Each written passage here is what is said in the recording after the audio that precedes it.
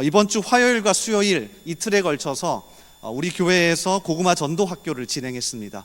성황리에 잘 마쳤는데요. 그래서 이번 주 금요일에 설교를 하게 되면서 어떤 말씀을 같이 나눌까 고민하다가 역시 전도와 복음 전파에 대해서 같이 연달아 나누면 좋겠다 싶었습니다. 그러면서 고민한 부분이 오늘 누가복음 10장이었고요. 또 이 누가복음 10장을 보면서 생각나는 사자성어가 하나 있었습니다. 바로 줄탁동시입니다. 아마 들어보셨을 겁니다. 사전에서 찾아보니 그 뜻이 이렇습니다.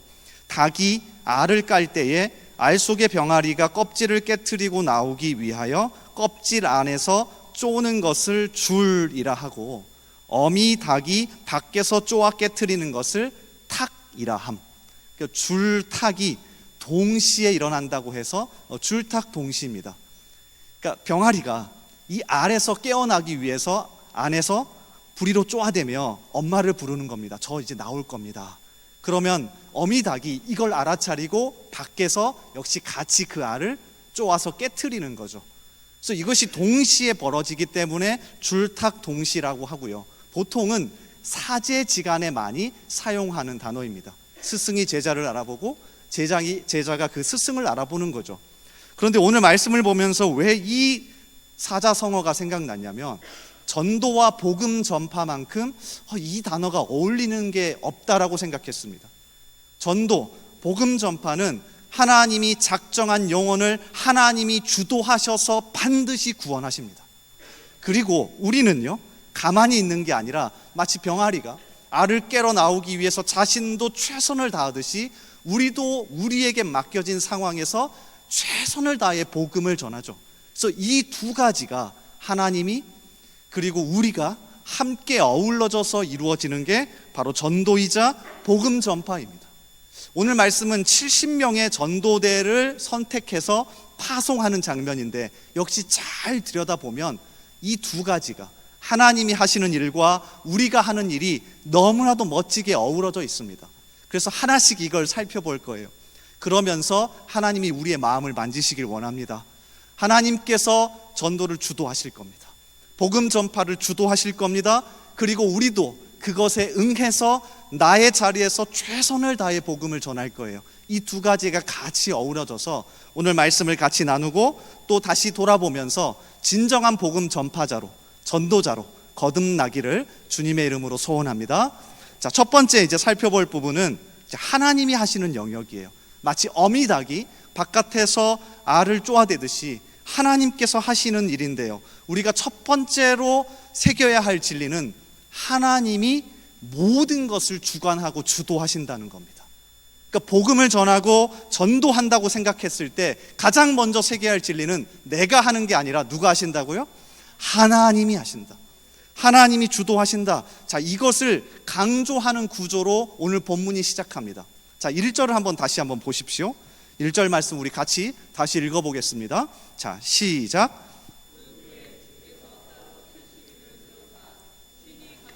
각 동네와 각 지역으로 둘씩 앞서 보내시며.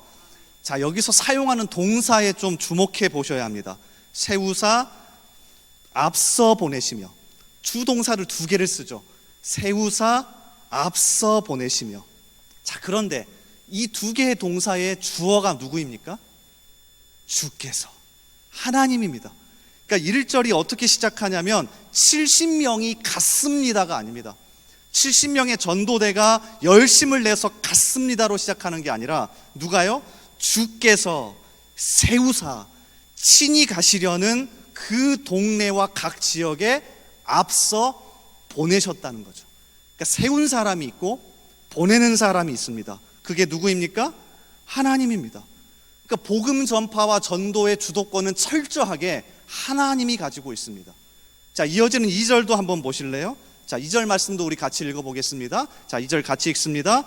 이르시되 추수할 것은 많되 일꾼이 적으니 그러므로 추수하는 주인에게 청하여 추수할 일꾼들을 보내주소서 하라. 2절에 가니까 복음 전파와 전도를 추수하는 장면으로 묘사합니다. 자, 그런데 이 추수에는 두 사람이 등장해요.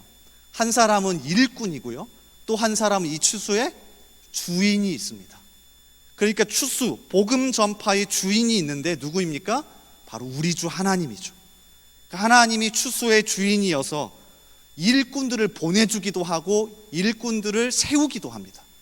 그러니까 우리가 복음을 전하고 전도하려고 할 때 항상 머릿속에 마음속에 새겨야 할 건 뭐냐면 하나님이 하신다. 하나님이 주권자다. 하나님이 지금 나를 보내셨다. 하나님이 주도하신다. 하나님이 모든 것을 하신다. 이것을 먼저 새기셔야 합니다. 자, 이어지는 3절도 마찬가지입니다. 잘 보세요. 3절, 갈지어다 내가 너희를 보냄이. 보내는 사람이 있습니다. 내가 가는 게 아닙니다.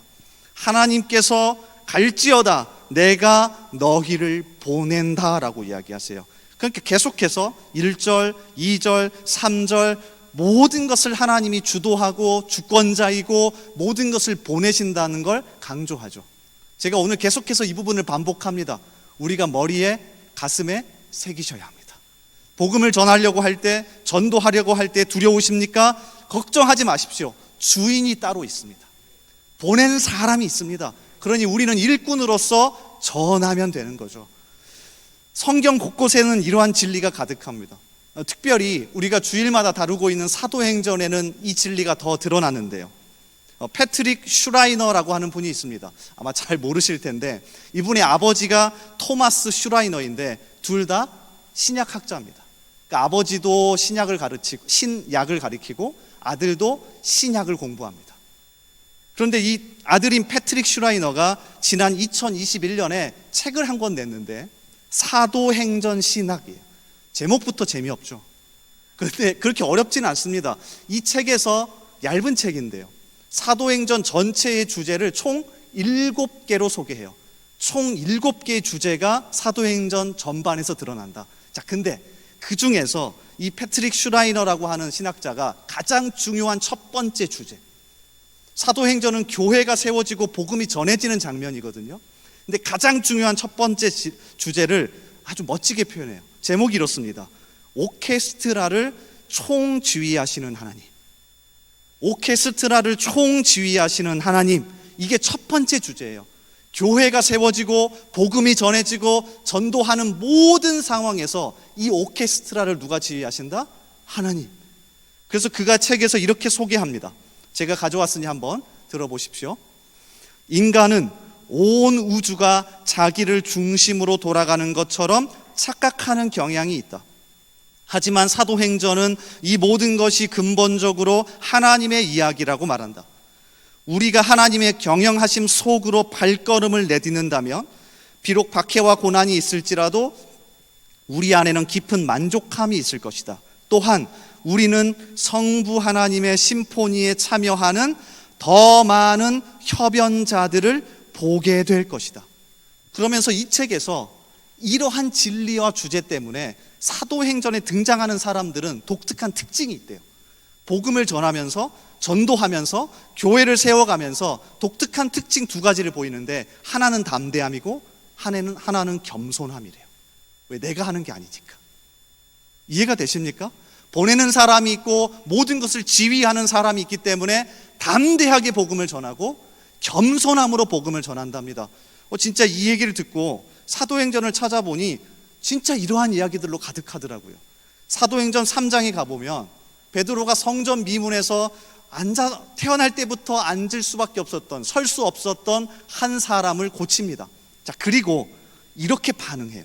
사도행전 3장 12절, 베드로가 이것을 보고 백성에게 말하되 이스라엘 사람들아, 이 일을 왜 놀랍게 여기느냐? 우리 개인의 권능과 경건으로 이 사람을 걷게 한 것처럼 왜 우리를 주목하느냐? 누가 했다는 거예요? 하나님. 그러니까 사도행전에 등장하는 사람들은요, 이 진리가 머리와 마음속에 완전 새겨져 있습니다. 내가 하는 게 아니다. 하나님이 주도하신다. 자, 한 장 넘어가서 4장에 가보면 베드로와 요한이 복음을 전하다가 공회 앞에 붙잡혀 왔습니다. 죽을 수도 있어요. 그때 공회가 더 이상 예수의 복음을 전하지 말라고 겁박합니다. 사도행전 4장 18절, 그들을 불러 경고하여 도무지 예수의 이름으로 말하지도 말고 가르치지도 말라 하니, 우리말은 경고하여라고 부드럽게 표현했는데 원어적 뉘앙스를 그대로 살리면 너 이거 지키지 않으면 죽을 수도 있다는 강력한 금지 명령입니다. 그러니까 둘을 공의 앞에 앉혀놓고 야, 복음 전하면 죽을 수 있어. 그때 베드로 어떻게 답변하는 줄 아십니까? 이어지는 19절과 20절, 베드로와 요한이 대답하여 이르되 하나님 앞에서 너희의 말을 듣는 것이 하나님의 말씀을 듣는 것보다 옳은가 판단하라. 우리는 보고 들은 것을 말하지 아니할 수 없다 하니. 그 담대함으로 넘쳐납니다. 왜? 내가 하는 게 아니거든요. 교회 성도들도 마찬가지였습니다. 사도들만 그런 게 아니에요. 똑같은 4장 뒷부분에 가보면 교회 성도들도 담대하고 겸손하게 복음을 전하는 이 대열에 합류합니다. 사도행전 4장 31절, 빌기를 다하매 모인 곳이 진동하더니 무리가 다 성령이 충만하여, 여기서 무리는 교회 성도 전체를 말합니다. 담대히 하나님의 말씀을 전하니라. 사도행전 9장에 가면 이방인 교회 또 이방 선교의 선구자가 되는 바울이 회심하는 사건이 등장합니다. 그리고 제일 마지막 28장에서 바울이 로마 감옥에서 갇힌 것으로 이야기가 끝나죠. 근데 그거 아십니까? 바울의 처음 등장과 바울의 제일 마지막을 사도행전을 기록한 누가가 똑같은 모습으로 기록해 놓았습니다. 사도행전 9장 22절, 사울은 힘을 더 얻어 예수를 그리스도라 증언하여 다메섹에 사는 유대인들을 당혹하게 하니라. 그리고 제일 마지막 사도행전 28장 31절, 하나님의 나라를 전파하며 주 예수 그리스도에 관한 모든 것을 담대하게 거침없이 가르치더라. 그러니까 하나같이 복음 전파와 전도의 주도권이 하나님께 있다고 믿는 사람은 겸손하게 담대하게 복음을 전했습니다. 우리에게 이 모습이 회복될 수 있기를 소원합니다. 두려우십니까? 저도 목사지만 쉽지가 않습니다. 복음을 전하고 전도한다는 거 진짜 쉽지 않죠. 그런데 항상 마음에 다시 한번 새깁시다. 누가 보내셨다고요? 하나님이 보내신다. 하나님이 주도하신다. 하나님이 모든 것을 하실 것이다. 우리는 그저 보냄받은 일꾼이고 우리 뒤에 하나님이 계신다. 그래서 담대함으로 나아가고 우리 안에 성령님께서 그 담대함과 겸손함을 회복시켜 주시기를, 그런 전도자가 되기를 주님의 이름으로 간절하게 소원하고 축복합니다.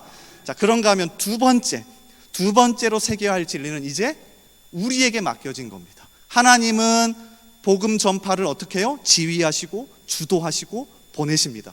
자, 이제 우리는 보냄을 받았죠. 그래서 담대하게 열심히 최선을 다해서 겸손한 태도로 복음을 전합니다. 그럼 이게 끝입니까? 아닙니다. 그저 담대하게 예수 믿으세요 하고 끝내버립니까? 아닙니다. 이어지는 4절, 5절 그리고 9절까지 내용을 보면 이것을 바라본 사람들이 자신의 자리에서 최선을 다해서 준비하고 무장합니다. 자, 일단 3절을 다시 보세요. 자, 3절 다시 띄워주실래요? 자, 3절 우리 같이 다시 한번 읽어봅니다. 자, 시작. 이리 가운데로 보냄과 같도다. 독특하게 표현합니다. 복음을 전하러 나가는 상황을 어린 양이 이리들 가운데로 가는 것으로 표현합니다. 신약 성경에서 이리는 복음 전파와 교회를 적대하는 상징입니다. 그래서 사도행전을 계속 읽어가 보시면 20장에서 사도 바울이 에베소 교회 장로들을 불러다 놓고 마지막 고별 설교를 하면서 이렇게 얘기하죠. 에베소 교회에 어려움이 찾아올 거다. 근데 그걸 뭐로 표현합니까? 이리가 들어갈 거다. 그러니 성경에서 이리는 복음을 반대하고 교회를 적대하는 사람들이에요. 근데 복음을 전하는 걸 어린 양이 그 이리 가운데로 들어가는 것으로 표현합니다. 여러분, 그냥 들어가시겠습니까? 무장을 해야 되지 않습니까? 아, 영적인 거구나. 복음을 전하는 것은 영적인 싸움이구나. 우리가 기도와 말씀으로 철저하게 준비하고 대비해야 되겠구나. 그러니까 이 마음을 가지셔야 합니다. 자, 거기다가 4절부터는요 철저하게 전략도 세웁니다. 아니, 목사님 무슨 말씀입니까? 하나님이 다 하시잖아요.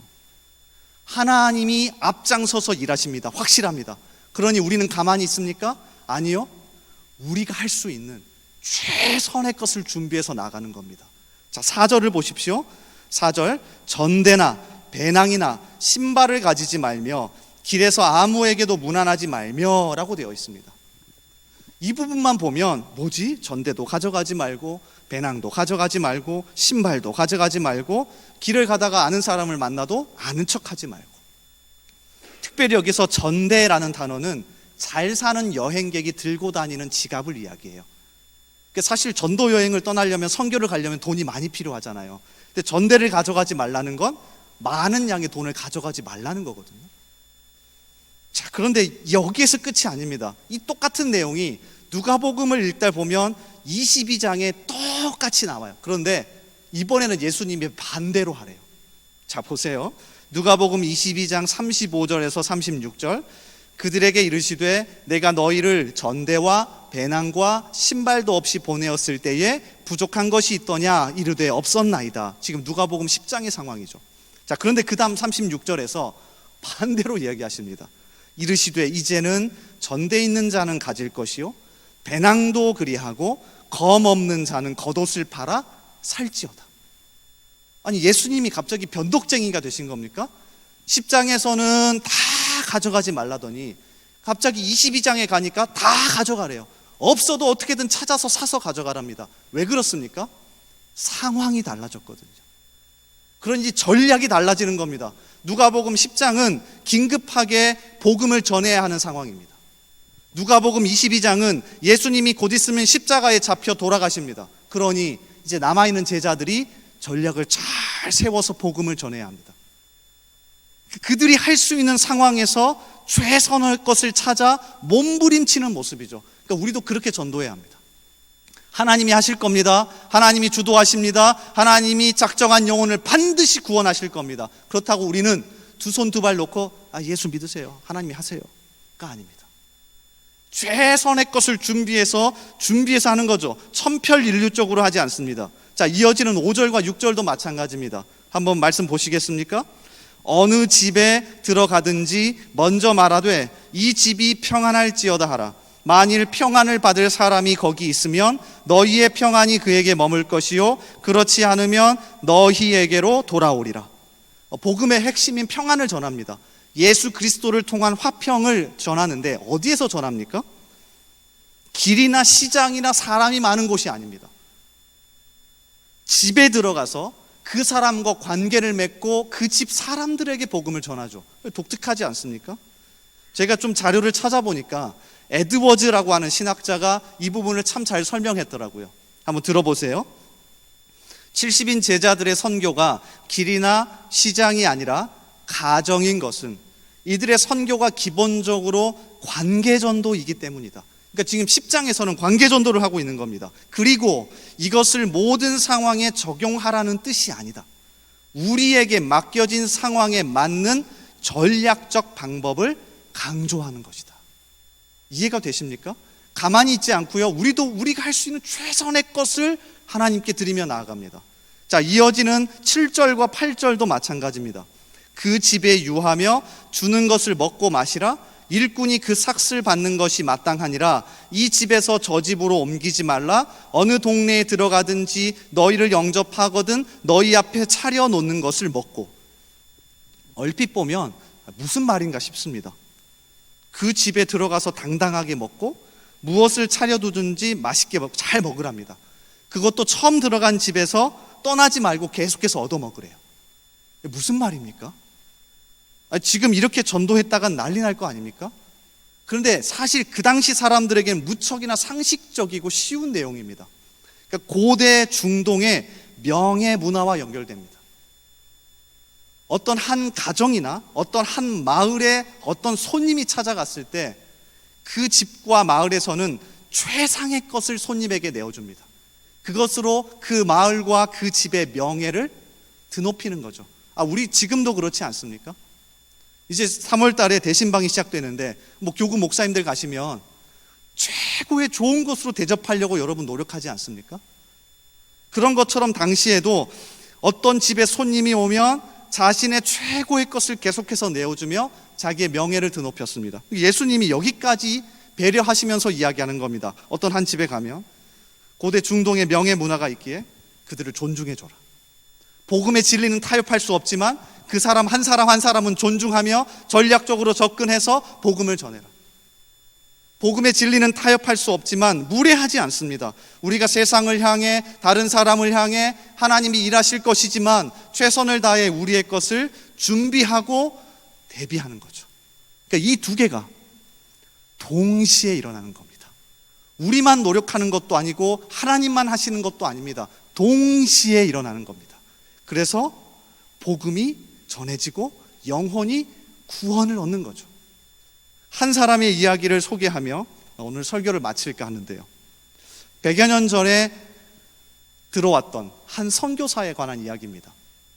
100여 년 전 여러 나라에서 다양한 교단의 배경을 가진 선교사님들이 들어오셨습니다. 그래서인지 우리나라는 교단이 참 많습니다. 그래서 어떤 사람은 너무 나눠진 것 아닙니까? 라고 부정적으로 바라보기도 하는데요. 사실 그만큼 우리나라는 은혜를 많이 받은 겁니다.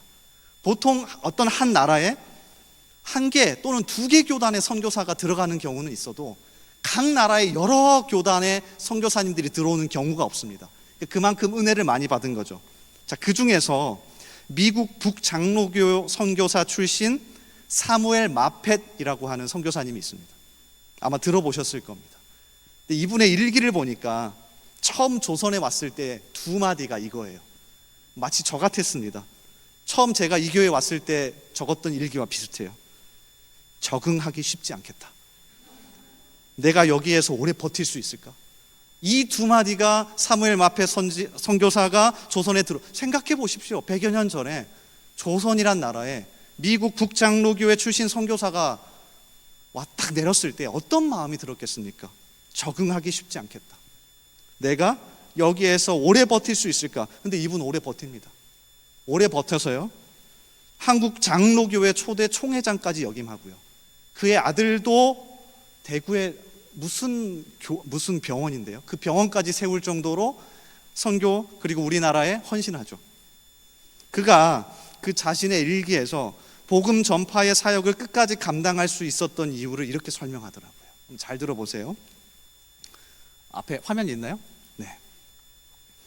하나님께서 먼저 이 조선에 오셨을 것이다. 이 땅에서 먼저 일하시고 구원해야 하는 사람을 먼저 선택하셨을 것이다.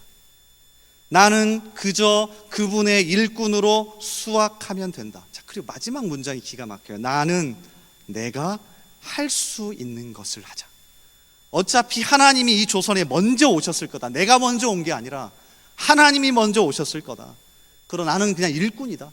그러니 나는 가만히 있자가 아닙니다. 뭡니까?